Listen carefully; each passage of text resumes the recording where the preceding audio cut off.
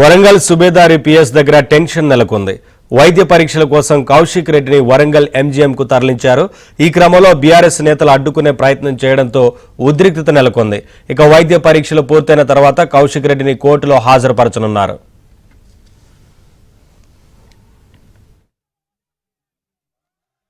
सरकार 20% कमीशन सरकार नागराज पैसल पुलिस ऑफिसर सरकार कमीशन सरकार इवी कमीशन सरकार कांग्रेस पार्टी सरकार ఎన్ని అక్రమ కేసులు పెట్టినా భయపడలేదు ఎన్ని అక్రమ కేసులు పెట్టినా భయపడలేదు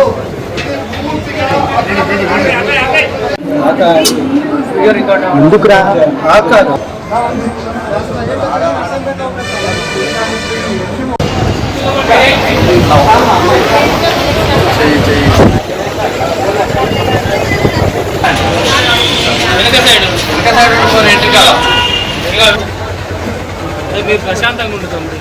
ప్రశాంతంగా ఉన్నాం సార్. మీరు ఆగని చెప్పదు సరిపోయి మమ్మల్ని.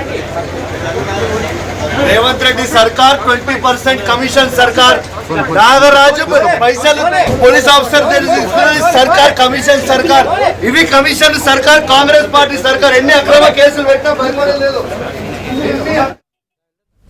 వరంగల్ సుబేదారి పిఎస్ దగ్గర టెన్షన్ వాతావరణం నెలకొంది. వైద్య పరీక్షల కోసం కౌశిక్ రెడ్డిని వరంగల్ ఎంజీఎంకు తరలించారు. ఈ క్రమంలో బీఆర్ఎస్ నేతలు అడ్డుకునే ప్రయత్నం చేయడంతో ఉద్రిక్తత నెలకొంది. ఇక వైద్య పరీక్షలు పూర్తయిన తర్వాత కౌశిక్ రెడ్డిని కోర్టులో హాజరుపరచనున్నారు.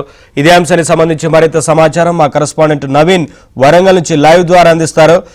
నవీన్, అక్కడ సిచ్యువేషన్ కొంత ఉద్రిక్తత వాతావరణం నెలకొన్నట్లుగా తెలుస్తా ఉంది కదా, ఏంటి వివరాలు ప్రస్తుతం ఎలా ఉంది? అలాగే వైద్య పరీక్షల అనంతరం కోర్టులో హాజరుపరచబోతున్నారు కదా, ఆ వివరాలు ఏంటి?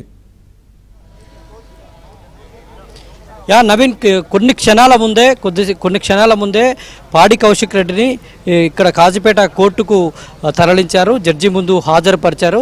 అయితే వరంగల్ జిల్లా కోర్టుకు సంబంధించినటువంటి జడ్జి లీవ్లో ఉండడం మూలాన కాజీపేట రైల్వే కోర్టుకు తీసుకొచ్చారు. రైల్వే కోర్టులో కొద్దిసేపటి క్రితమే భారీ బందోబస్తు మధ్య హాజరుపరిచారు.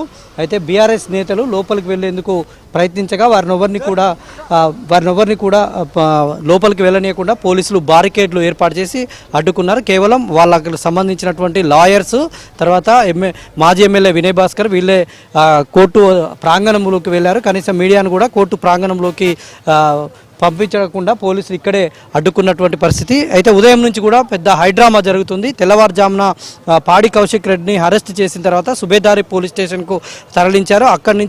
అప్పటి నుంచి కూడా మధ్యాహ్నం 2 గంటల వరకు కూడా సుబేదారి పోలీస్ స్టేషన్లోనే ఉంచారు.